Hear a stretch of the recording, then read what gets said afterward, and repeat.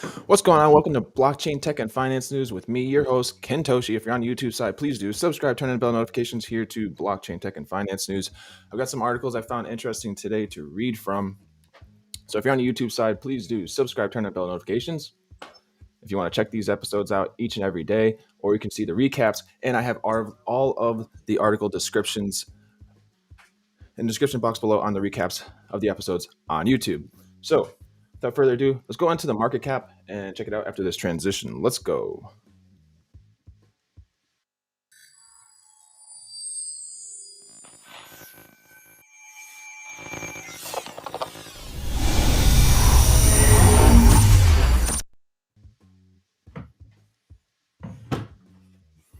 All right. Turn this down a little bit. So here we go. On Bitcoin, we got $55,953, down 6.49%. Ethereum in number 2, 4,174, down 0.33%. Binance Coin in number 3, up 0.82% at $578.68. Tether, $1 peg. Solana, $207.74, down 3.82%. Cardano, $1.60, down 14.8%. XRP, $1, down 7.27%. Polkadot, 38.45 per dot, down 6.21%. USDC, $1. Dogecoin, 21 cents, down 10.34%. And we got Avalanche, Crypto.com, Shiba Inu, Terra, Litecoin, Wrap, Bitcoin, Uniswap, Binance USD, pegged at the dollar, Chainlink, Polygon, Bitcoin Cash, Algorand, Decentraland, Elrond, Xeon Infinity, and Stellar, VeChain, Internet Computer, Terra, USD, never heard of that before, but all right. Tron, TRX, 9 cents, down 13.31%. I cover Tron. Valuation and news. And we got the Sandbox one up 103.51% at $6.69. So if you are in Sandbox Sand, congratulations to you. The biggest earners today are Ethereum, Meta. Again, these aren't financial advice, so I'd be very careful on these things. One's up 3,000%. Genshin, Shiba Inu up 852%. Mars, SpaceX up 701%. The trending is Hamster, Mini Football, Shiro Inu up 56%, and then down on these other two. And recently added, we got some other tokens added there. So that's on the cryptocurrency coin market cap's valuation today. I'm going to go spin up the first news article here. I found interesting. I don't know if I'll be reading from everything today, but I got some articles to read from most definitely. And chat with me. Let me know in the chat. I can see everyone chatting, watching. So if you want to share something you find that you would think would be interesting or important to have here on Block Tech and Finance News, let me know. Yeah, in the description, in the chat, so on and so forth. Let's go on to right next into that article here.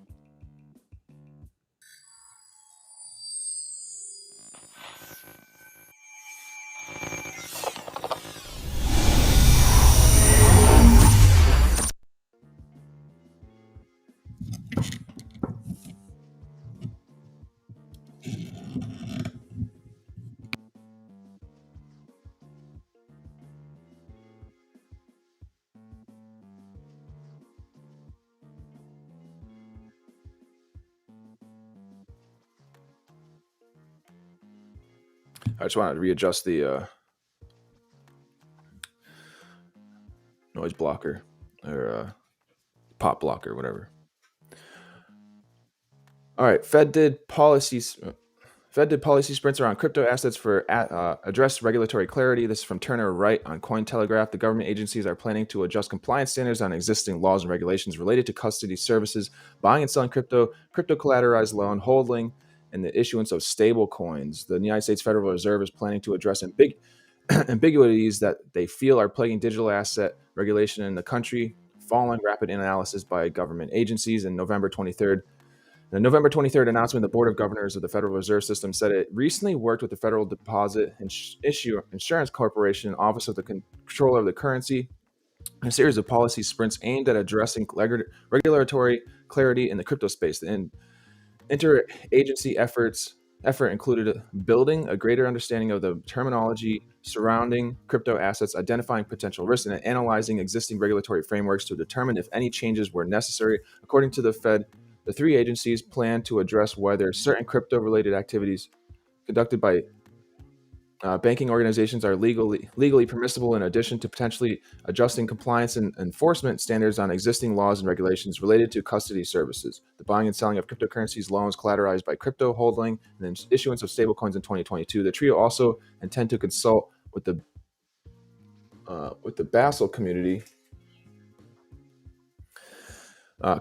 on Banking Supervision, a global committee of banking supervisors and central banks, which provides recommendations for banks considering holding crypto. The emerging crypto asset sector presents potential opportunities to and risk to banking organizations, their customers, and the overall financial system, said the Fed. The interagency sprints quickly advanced to build and built on agencies' combined knowledge, which helped identify and assess key issues related to potential crypto asset activities conducted by banking organizations. The announcement follows a November 1st report from the President's Working Group on Financial Markets suggesting that legislation is urgently needed to address the potential financial risks of stablecoins. At present, a seeming legislative tug of war is occurring between U.S. government agencies and regulating the crypto space, with much of the force behind the Securities and Exchange Commission and the Commodity Futures Trading Commission. Roughly half of the seats of the Fed's Board of Governors could be filled with fresh blood starting in 2022, following the expected departure of Richard Clarida. On Monday, President Joe Biden announced he would be nominating Jerome Powell for a second term as Fed chair, with the potential to last until 2026. However, as Powell is an existing board member, there will likely be the three empty seats for the U.S. president to fill during his first term. On Monday, the White House said Biden aimed to announce his picks for those positions, as well as for the Fed's vice chair for supervision in early December, with a focus on improving the diversity of the board's composition. The Senate Banking Committee announced on Tuesday that Powell would be testifying alongside Treasury Secretary Janet Yellen in a November 30th hearing to address oversight of the Fed and Treasury in the Coronavirus Aid, Relief, and Economic Security Act. However, to be confirmed as the next Fed chair, Powell will still need to attend a hearing in front of the same committee before the Senate can vote on his nomination. So that's this right here.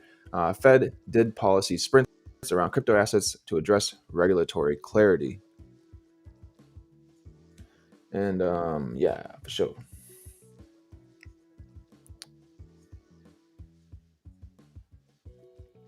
I'm going to spin up this next article here. We've got outline crypto rules in the bank statements.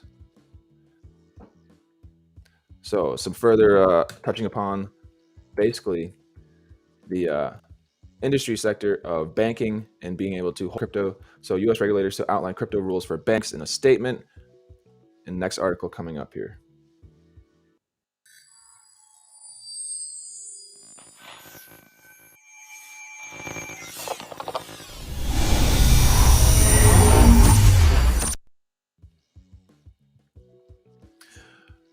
So this is from Crypto Briefing, from Chris Williams, writer for Crypto Briefing. U.S. regulators to outline crypto rules for banks. The Office of Controller of the Currency, the Federal Reserve, and the Federal Deposit Insurance Corporation are set to join forces to define how banks can interact with cryptocurrencies. The takeaways on this article is the team of U.S. regulators have revealed plans to clarify rules concerning banks and cryptocurrencies in 2022. The team of regulators represents the Office of the Controller of the Currency and the Federal Deposit Insurance Corporation and the Federal Reserve. Crypto regulations are still opaque in the U.S., but demand for cryptocurrencies still continue to grow. The sprint team of U.S. regulators will define the rules for banks in the next year. U.S. regulators to define bank crypto rules. U.S. bank regulators will unite to define the role banks can play in the cryptocurrency market. A joint statement published Tuesday has been revealed. The Office of Controller of the Currency, the Federal Reserve, and the Federal Deposit Insurance Corporation will clarify regulations on how banks can interact with digital assets, and new guidelines due to be published sometime in 2022. The agencies have identified a number of areas where additional public clarity was warranted. The statement said throughout 2022, the agency planned to provide greater clarity on whether certain activities related to crypto assets conducted by banking organizations are legally permissible, and expectations for safety and soundness, consumer protection, and compliance with existing laws and regulations. The statement mentioned several activities related to cryptocurrencies, including holding crypto assets in their balance sheets, issuing stablecoins, and whether banks can provide custodial services for crypto trading services on behalf of customers. The current regulations, let me say this part again. including holding crypto assets on their balance sheets, issuing stable coins, and whether banks can provide custodial services for crypto trading services on behalf of customers. Oh, okay, cool. The current regulations on crypto are opaque in the U.S. and many other parts of the world, despite the growing demand for cryptocurrencies. The Sprint team has been planning how to tackle digital assets through this year. And latest updates, the FDIC Chairman Jelena McWilliams' recent comments confirming that a team was developing a roadmap for holding crypto assets. If we don't bring this activity inside banks, it's going to develop outside of the banks, and the federal regulators won't be able to regulate it, she said at the time. The statement also said that it would provide clearer guidelines on whether regulated institutions can hold digital assets, something that's become a more pertinent point as the space has drawn more attention in 2021. Major companies and institutions have begun to take an interest in Bitcoin as it's risen to new heights this year. Notable institutional adopters including JP Morgan, Goldman Sachs, and BNY Mellon. So at the time of the order, this place owned Ethereum and other cryptocurrencies. All right, so that is U.S. regulators to outline crypto rules for banks in a statement. Spin up this next article here.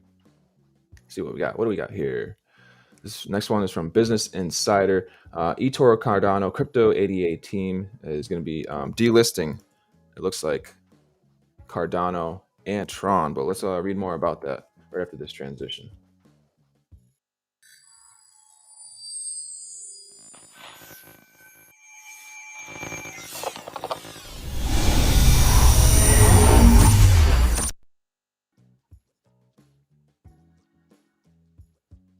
So crypto broker eToro says it will delist Cardano and Tron for U.S. customers by the end of the year because of regulatory concerns. This is from George Glover, writer for Business Insider. Or Markets Insider. Website is markets.businessinsider.com. The key points here is eToro has surprised the crypto community by dealing Cardano ADA token by the end of 2020. Users will be able to buy ADA on the exchange platform. eToro cited regulatory issues, but Cardano founder Charles Hoskinson brushed off concerns. eToro has surprised crypto investors by announcing it will delist Cardano's ADA token and the Tron Foundation's Tron token for U.S. customers from December 26. I think that's a mistake to, at least for Tron, to delist that. Tron is a good business-centric for businesses to utilize Tron as a utility and a tool within businesses. There's really exchange cited, not financial advice. It's not like investment advice or anything like that. But I'm talking about for myself and my research into the Tron blockchain and participation in the Tron blockchain, and even certain products that can be used in business-to-business transactions through the Tron blockchain, like that. The Israeli exchange cited regulatory concerns, and actually eToro will be helping regulate the cryptocurrencies in the U.S. marketplace. So, the Israeli exchange cited. I know eToro is functional in the U.S. So the Israeli exchange cited regulatory concerns and the reasons for its decision to delist the two cryptocurrencies from Boxing Day. The U.S.-based users will no longer be able to buy ADA or Tron, while staking for all those assets will end on December 31st. The regulatory landscape for crypto is evolving rapidly, and eToro spokesperson told Insider, as a result, we will be limiting the ability for U.S. users to open new positions in or earn staking rewards for ADA and TRX.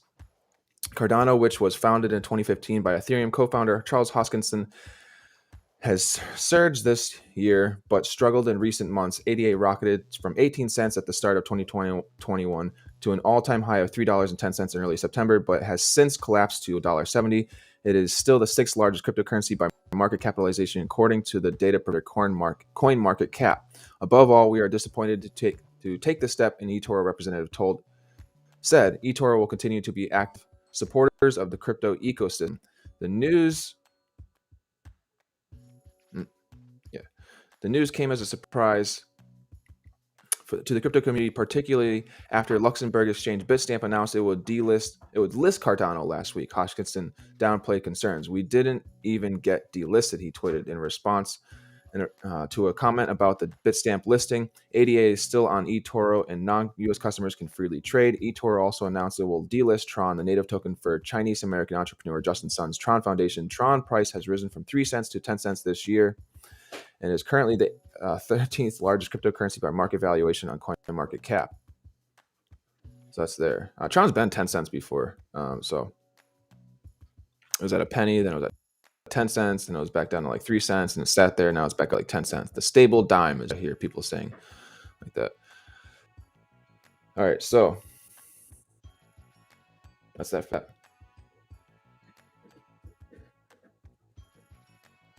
Go on to the next article here. We've got the Regal leaders to accept cryptocurrencies in this next article coming up right after this transition.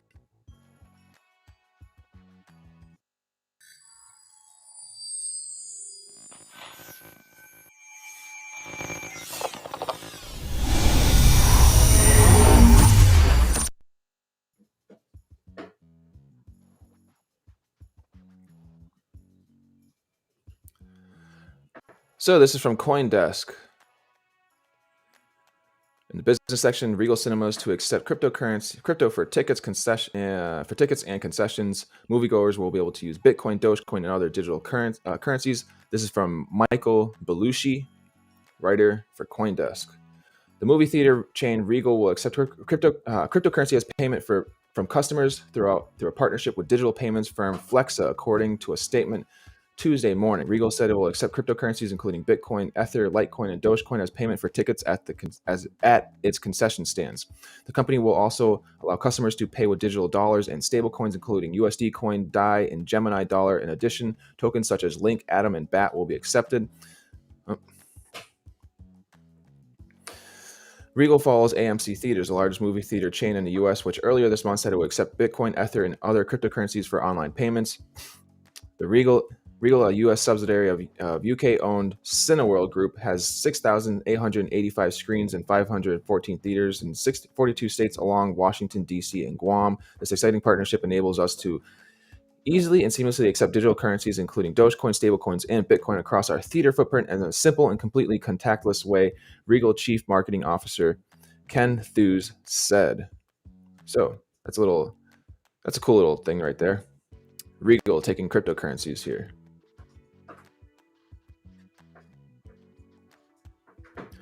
So the next article I have coming up is hackers target phones of small crypto investors. An article coming up from payments.com.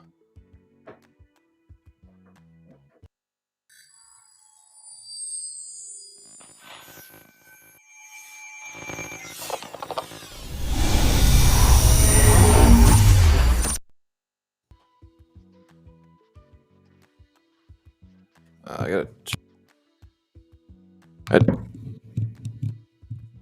gotta check one thing on the monitors here.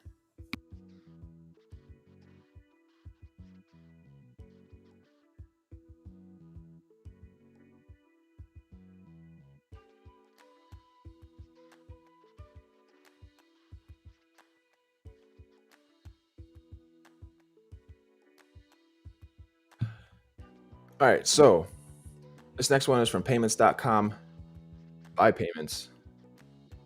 Hackers target phones of small crypto investors. Hackers are stealing cryptocurrency more often from random individual users, a Wall Street Journal WSJ report says. This comes on the heels of the crypto boom among smaller mom and pop type users. Hackers have traditionally stolen from wealthy and well-known investors via SIM swaps or switching a phone number from one device's subscriber identity to another, but they're increasingly using these methods to steal from lower profile individuals. Small investor attacks have led to customers disputing charges with cell phone carriers. Some changed their plans, and some telecom companies in response have changed their security measures. As that goes on, law enforcement is trying to foster team-ups to address the wider pool of potential victims. The Federal Communications Commission is bolstering its rules for wireless carriers in a bid to cut down on SIM swap fraud, which will hopefully get tighter restrictions on how customers can be switched. But some companies are not as happy. Among those is AT&T, which has said the agency's proposed regulations could end up hurting customers and being a blueprint for attacks. The company said that there are hundreds of thousands of requests to switch devices or carriers per month, with fewer than 1% of them fraudulent. Customers undergo SIM swaps and then take their numbers to new phones. Hackers can impersonate phone users with account information or phone data. The phone companies are trying to assess ways to fight the issue, with AT&T saying it was using data analytics tools to gauge risk. Verizon said it makes postpaid customers use a passcode to switch, and T-Mobile allowing SIM swaps via account PIN or some other authentication. Hacking is becoming more commonplace. Payments writes that the Financial Action Task Force (FATF) in France is looking into more strict regulations in order to curb money laundering and other such activities. This is an article on that on the bottom as well. So that's a little brief article there about that. So keep your phone safe, most definitely. Our next article I have up is in a little more of the technology sector from The Guardian. Cryptocurrency is no passing fad. The minister warns against Australia being left behind. Let's go right into that.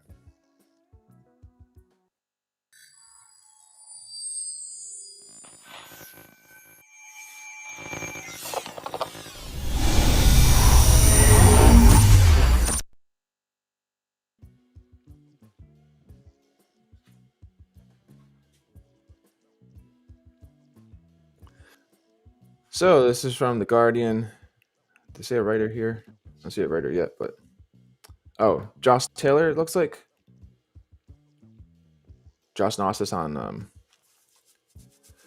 Twitter. Writer for The Guardian. Cryptocurrency no passing fad. Minister warns against Australia being left behind. The Financial Services Minister Jane Hume has compared doubters to those who thought the iPhone would never take off just days after an RBA caution over a crash.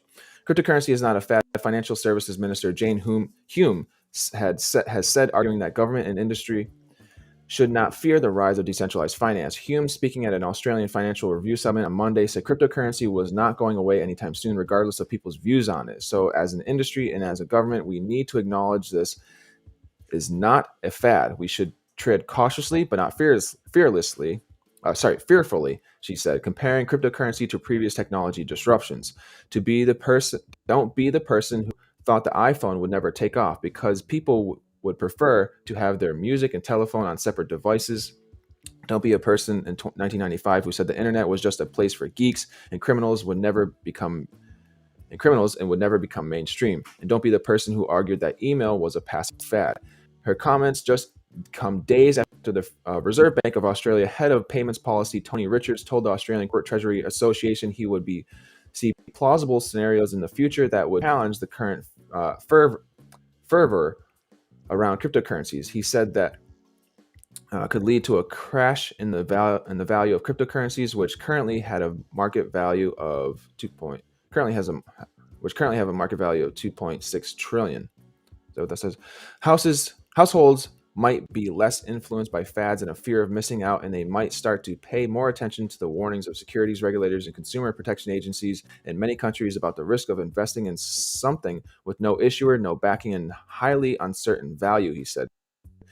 That makes sense. I can understand that. Others said could be the high use of energy in mining cryptocurrencies, and tax authorities and police agencies focusing on the anonymity of cryptocurrencies, on the anonymity cryptocurrencies offer, and the on-off ramps linking cryptocurrencies to the traditional finance sector. Hume warned, however, that Australia should not risk being left behind. Decentralized finance underpinned by blockchain technology will present incredible opportunities. Australia mustn't be left behind by fear of the unknown, she said. Richards said such a scenario where cryptocurrencies would crash would likely emerge if there were strong regulatory frameworks established for stablecoins, that is, crypto assets that are more stable in value and tied to an existing asset. Coins such as Tether USD coin and Binance USD, for example, are roughly the same value as the US dollar.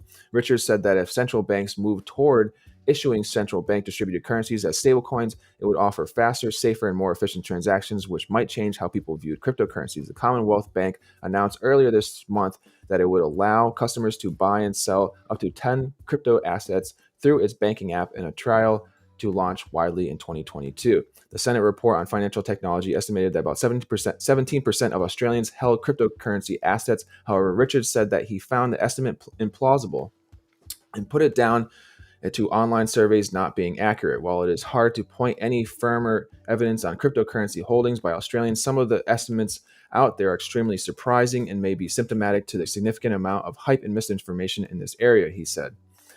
We have a small favor. Oh, no, I'm not going to read that part. But yeah, that's a little article there. Cryptocurrency is no passing. The minister warns against Australia being left behind. Let's go right on to the next article here. Keep spinning these up as we go here on Blockchain Tech and Finance News. If you're on the YouTube side, please do subscribe, turn on the bell notifications. And the next article I have coming up here is Kevin O'Leary says real opportunity is in. Oh, wait, let me see that. Where's the real opportunity in? A real opportunity for Bitcoin will come from this overlooked group of investors, but he's still a big fan of blue chip stocks. Coming up in this next article from Yahoo Finance. Let's go.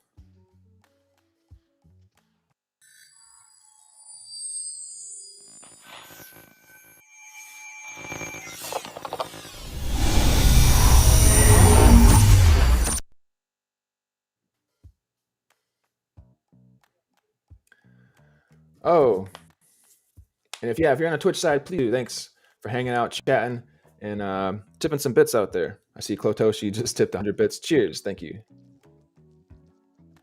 Always appreciate it. All right, this next article here is from Yahoo Finance. Kevin O'Leary says the real opportunity for Bitcoin will come from this overlooked group of investors, but he's still a big fan of blue chip dividends. Xingpan, I think I pronounced that correctly. Hopefully, the name. Writer for Yahoo Finance, investor mogul and Shark Tank personality Kevin O'Leary isn't shy about his fondness of cryptocurrencies. Well, he called Bitcoin trash before, so maybe that's changed, I guess. Most recently, he highlighted the real opportunity when it comes to fueling the use of Bitcoin over the long-term sovereign funds in both Saudi Arabia and the United States Emirates. They have not allocated to crypto yet, O'Leary says in an interview with Bitcoin bull Anthony Pompliano. Yeah. Sorry, I said Anthony, but it's Anthony Pompliano. When that happens, you'll see it reflected in the price of Bitcoin. There's no question about it. O'Leary pegged the opportunity in the billions and billions of dollars. That said, O'Leary's biggest investment fund, OShares US Quality Dividend ETF, doesn't invest in crypto at all. Instead, it seeks businesses with strong profitability, balance sheets, and dividend growth. While Bitcoin is certainly becoming mainstream, it's still important to maintain ample diversification with income product producing stocks. Let's take a look at the top 3 holdings of O'Leary's flagship fund. One or all of these dividend picks might be worth purchasing with your extra change. Home Depot isn't nearly as exciting as crypto, but it's the top holding at OUSA, accounting for 6% of the fund's weight. The home improvement retail giant has around 2,300 stores, with each one averaging approximately 105,000 square feet of indoor retail space, a size that dwarfs most of its competitors. One thing that makes Home Depot stand out is how well it performed during the pandemic. Many brick-and-mortar retailers have struggled since the beginning of COVID-19, yet Home Depot grew its sales nearly 20% in fiscal 2021 to $132.1 billion. It even boosted its quarterly dividend by 10% earlier this year and now yields 1.6%. I think that's an annual dividend return. Also, quarterly dividend. I'm not sure what the yields of 1%. I think that's annual, but it could be quarterly. I'm not sure. After rallying more than 55% this year to date, Home Depot trades at over $410 per share, but you can get a piece of the company using a popular stock trading app that allows you to buy fractions of shares with as much money as you're willing to spend. That might be, I forget which one that is. I think it's Robinhood. Possibly Cash App lets you as well. Tech stocks aren't known for their dividends, but software gorilla Microsoft is an exception. The company announced an 11% increase in its quarterly dividend to 62 cents per share a few months ago. Over the past 5 years, its payout has grown by 59%, so it shouldn't come as a surprise that Microsoft is the second largest holding in O'Leary's OUSA. Business has been booming of late, largely helped by the pandemic-fueled demand for its cloud computing and video gaming offerings. In the most recent quarter, Microsoft's total revenue grew 22% to $45.3 billion, while its net income surged to 48% to $20.5 billion. Year-to-date, Microsoft shares have returned a whopping 55%, easily topping over other trillion-dollar tech giants like Apple, 22%, and Amazon, 13%. Of course, if you're on the fence about jumping into tech stocks, near all-time highs. Some investing apps might give you a free share of Apple just for signing up. And deeply entrenched position in consumer health, pharmaceuticals, and medical devices, Johnson & Johnson has been able to deliver remarkably consistent returns to investors through thick and thin. Not only does Johnson & Johnson post recurring profits year in and year out, but it grows them consistently as well over the last 20 years. Johnson & Johnson's adjusting earnings have increased an average annual rate of 8%.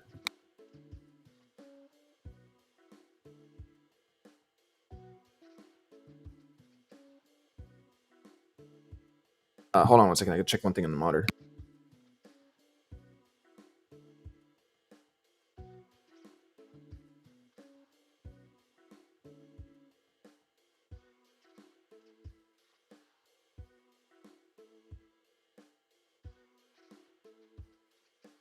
That said, management is shaking things up to extract even more value for shareholders. The company recently announced plans to spin off its consumer health segment in a separate company in order to unlock value. Once the split is complete, investors will be given shares to both companies and in turn receive dividend payments from both stocks. With the spinoff looming and the shares currently offering a decent dividend yield of 2.6%, Johnson & Johnson looks like a particularly timely opportunity. The company is the third largest holding in OUSA with a weighting around 4.7%. O'Leary's other find asset, gold, crypto, and common stocks aren't the only things you'll find in Mr. Wonderful's portfolio. He also utilizes a private way to diversify and to profit. If you want to invest in something that has little correlation with the violent swings of the stock and crypto market, consider this overlooked asset, fine art. Investing in fine art used to be an option only for the ultra rich like O'Leary, but with a new investing platform, you can take stake in it too. According to Citigroup global art market chart, contemporary artworks have outperformed the S&P 500 by a commanding 174% over the past 25 years, and especially going into the NFT art marketplace. All right, so that's Yahoo Finance. Kevin O'Leary says the real opportunity for Bitcoin will come from this overlooked group of investors, but he's still a big fan of blue chip dividend stocks. Let's go into the next article here.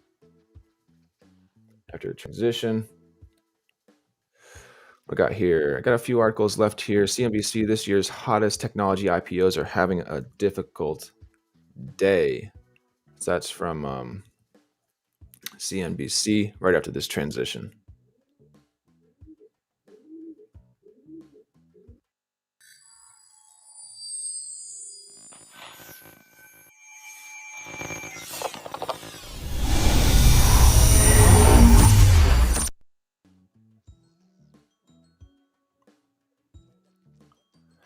So this year's hottest technology IPOs had a difficult day. This is from Samantha Subin. Key points. This year's hottest tech IPOs, including Rivian, Affirm, and Roblox, plummeted in the market on Monday. The tech-heavy Nasdaq sank also in the negative. There's no clear-cut reason for the sell-off, but stocks had some of the biggest rallies this year. Are feeling the pinch. So some of this year's hottest tech IPOs, including Rivian, Affirm, and Roblox, plummeted in the market on Monday as the tech-heavy Nasdaq sank more than 1%. Meanwhile, the S&P 500 closed down slightly negative, and Dow Jones Industrial Average stayed positive, an indication that investors are rotating out of the tech industry.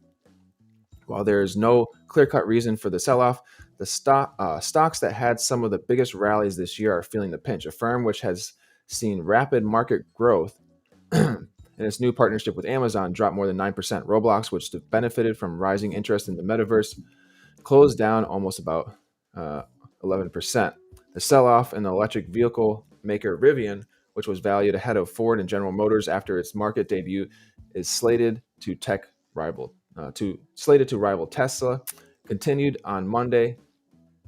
Its stock dropped more than 8% as investors continue taking profits. Fear of higher interest rates, which generally means a reduction of expected earnings growth for investors, could be one contributor to the sell-off. Yet, President Joe Biden nominated U.S. Federal Reserve Chairman Jerome Powell for a second term on Monday, and the first Fed rate hike isn't expected until summer 2022 at the earliest. Amid rate potential hikes, Goldman Sachs analysts urged portfolio managers in November 19th note to focus on growth stocks in which elevated current profitability and steer clear of fast-growing firms valued entirely on long-term growth expectations. Our recommendation is to avoid fast-growing firms and fast-growing firms valued entirely on long-term growth expectations, which will be more vulnerable to the risk of rising interest rates or disappointing revenues, analysts wrote. In contrast, growth stocks and elevated current profitability have comparatively shorter durations and therefore are less exposed to the risk of rising interest rates.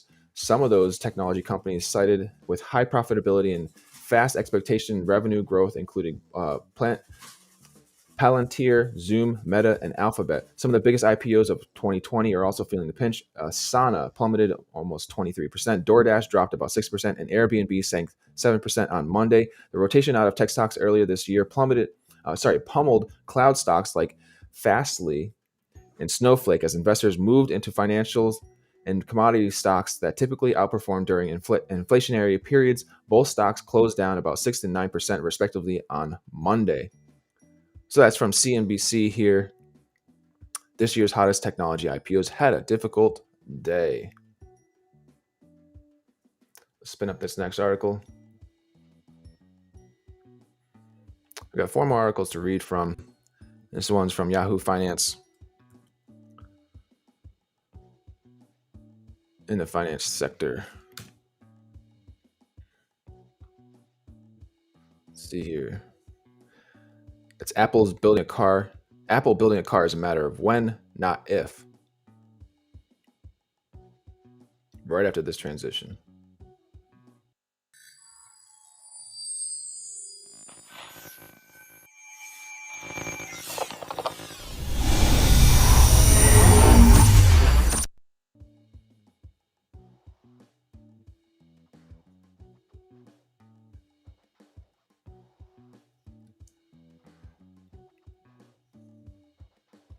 So Apple building a car is a matter of when and not if. Wedbush's Dan Ives. Maybe that's a statement from that person. This is from Ihsan Fanusi, writer for Yahoo Finance.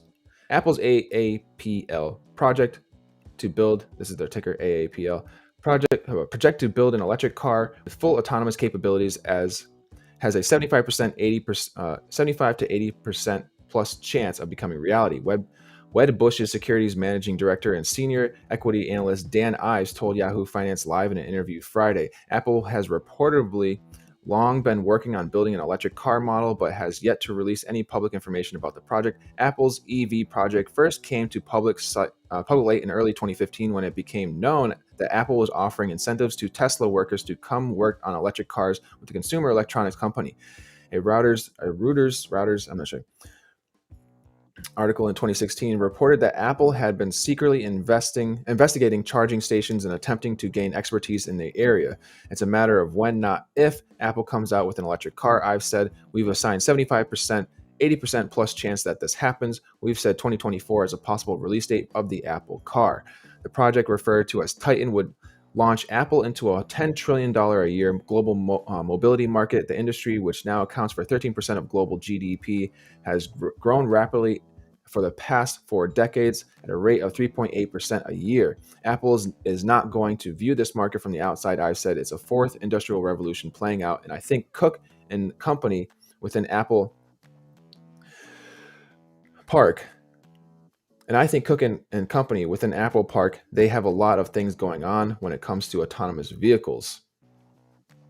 EVs could make up 20% of global market by 2030. EVs currently, electric vehicles, is what that is. I'm basically assuming, make up about 3% of the global market share, but this figure could rise exponentially over the next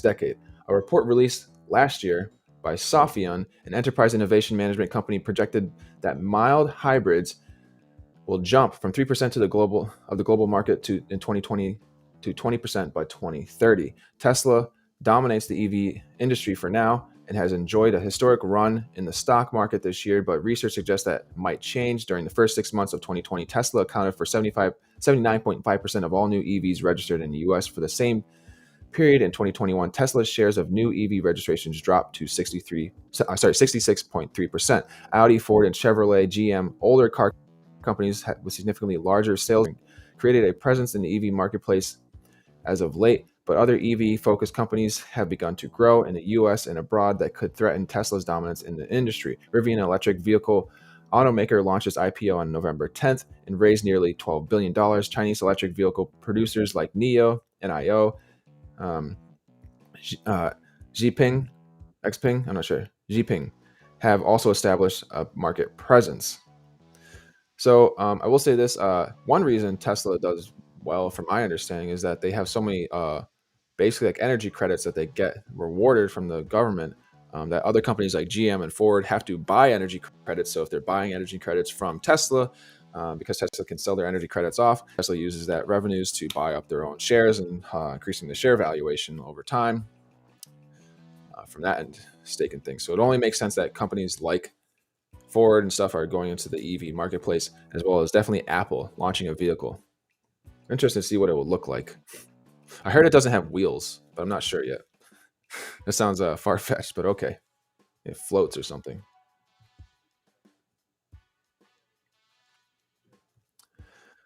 All right. So next article I have coming up here, I have three more articles, is why these are the worst stocks to own right now from Goldman Sachs. A statement from Goldman Sachs, I guess. Yahoo Finance News right after this transition.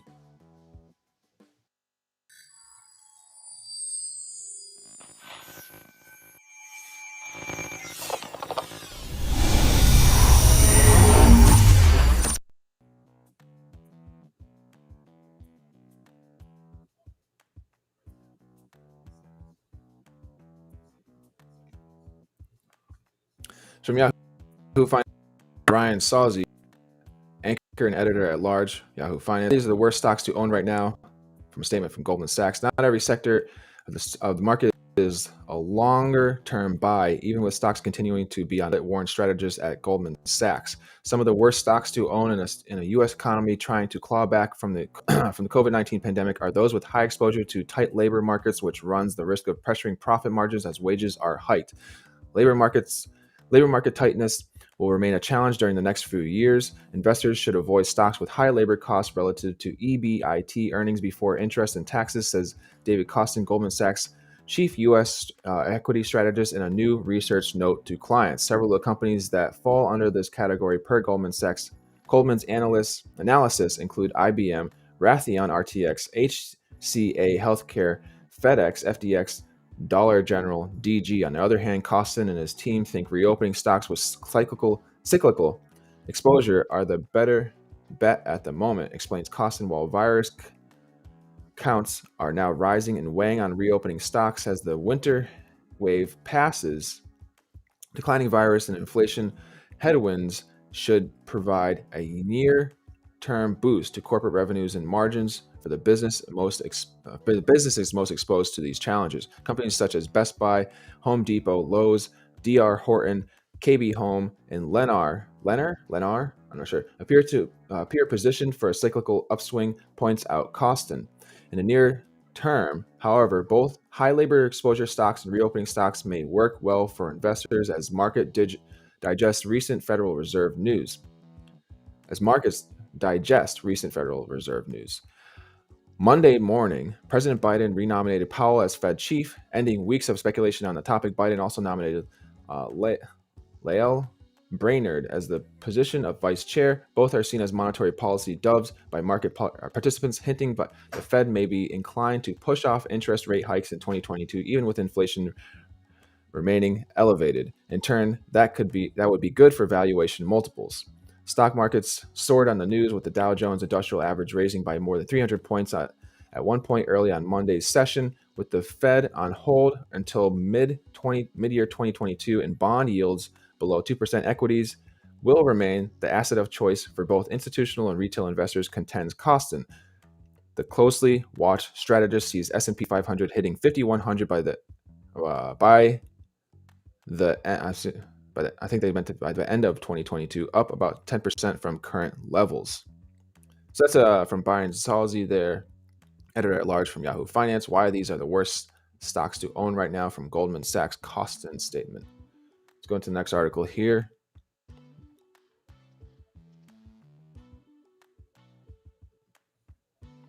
So I got two pieces of technology news. I'm going to close out this stream for the day.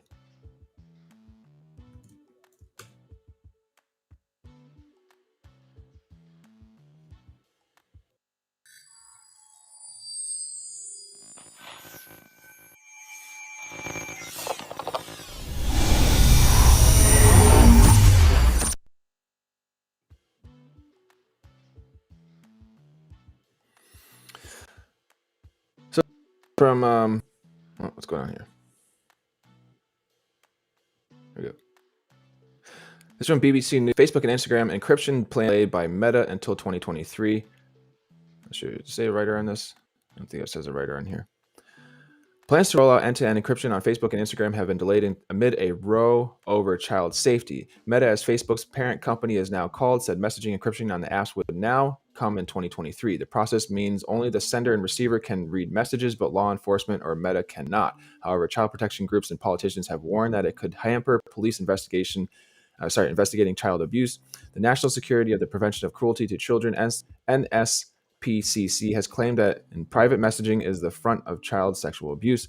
UK Home Secretary Priti Patel had also criticized the technology, saying earlier this year that it could severely hamper law enforcement from pursuing criminal activity, including online child abuse. Privacy versus protection. End-to-end encryption works by scrambling or encrypting the data while it travels between phones and other devices. The only way to read the messages is usually to get physical access to an unlocked device that sent or received it. The technology is the default for popular messaging service WhatsApp, also owned by Meta, but not the company's other apps. The NSPCC sent Freedom of Information requests to 46 police forces across England, Wales, and Scotland, asking them for a breakdown on the platform's use to commit sexual offenses against children last year. The response revealed more than 9,470 instances of child sex abuse images and online child sex offenses were reported to police. 52% of these took place on Facebook-owned apps. Over a third of the cases took place on Instagram and 13% on Facebook and Messenger, with very few occurring via WhatsApp. This has led to fears that Meta's plan to expand encryption and to widely use Facebook Messenger and Instagram direct messages could shield the majority of abusers from detection. The NSPCC said that encrypting the messages by default could lead to easier spread of child abuse imagery or online grooming. But associates say that the encryption process protects users' privacy and prevents prying by both governments and unscrupulous hackers. Meta chief executive Mark Zuckerberg made those arguments himself when he announced Facebook's encryption plans in 2019. So getting it right. Antogony Davis, Meta's global head in safety of safety, said that the delay in implementing encryption to 2023 was because the company was taking its time to get this right. The company had previously said the change would happen in 2022 at the earliest. Ms. Davis said, as a company that connects billions of people around the world, has built industry-leading technology, we're determined to protect people's private communications and keep people safe online. So they're going to have to balance, both, most definitely. I agree. She said also about getting it right. She also outlined a number of additional preventative measures the company had already put in place, including proactive detection technology that scans for suspicious patterns, activities such as a user who repeatedly sets up new profiles or messages a large number of people they do not know, placing under 18 users into a private or friends-only accounts by default, and restricting adults from messaging them if they aren't already connected. I know for myself, for example, my children have like they talk with their friends on the children's version of the messenger, but it's completely regulated from us, the parents, mother and father. Placing under 18 users into private or friends-only accounts by default, restricting adults from messaging them if they aren't already connected. Yep, that makes sense. Educating young people with in-app tips on how to avoid unwanted interactions, and I completely agree with that. That'd be a really awesome implementation. Andy Burrows, head of child safety online policy at the NSPCC, welcomed the delay by Meta. He said they should only go ahead with these measures when they can demonstrate that they have the technology in place that will ensure children will be at no greater risk of abuse. More than 18 months after the NSPCC led a global coalition of 130 child protection organizations raised the alarm over the danger of end-to-end encryption, Facebook must now show that they are serious about the child safety risk and not just playing for time while they weather difficult headlines. My take on this is what's most important is ourselves as the parents should be paying attention, most definitely. All right, to what's going on the devices that our children are operating. So let's grab out this next. I have one last article here in technology. So research finds U.S. adults have context-specific views on biometric technology use. And this is from psu.edu. Let's go right after this transition.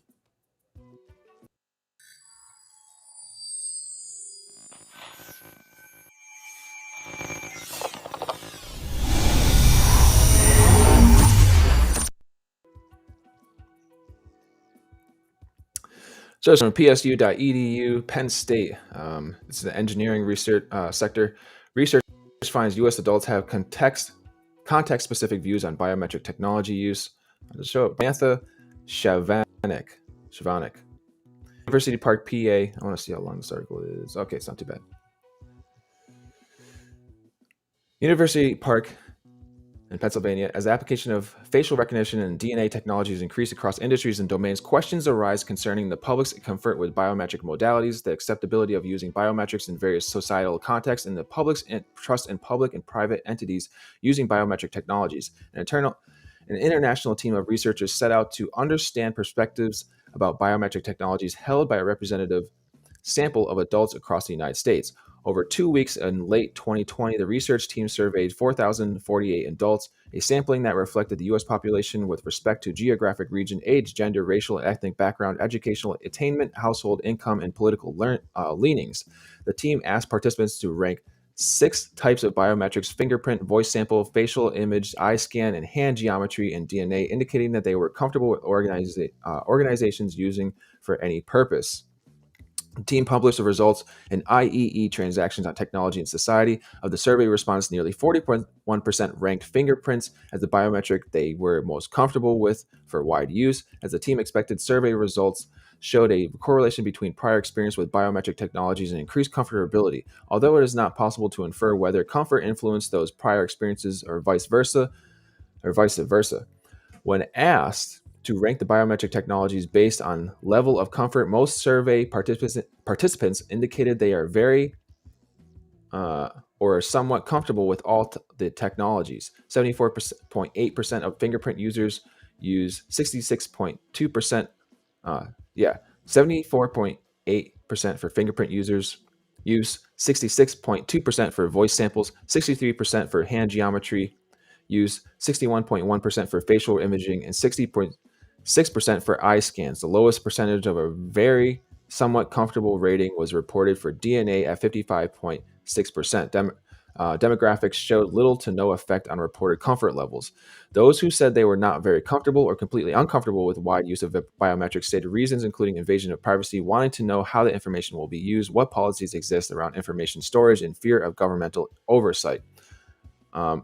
Governmental oversight is a given either way, but all of these other reasons I completely agree with.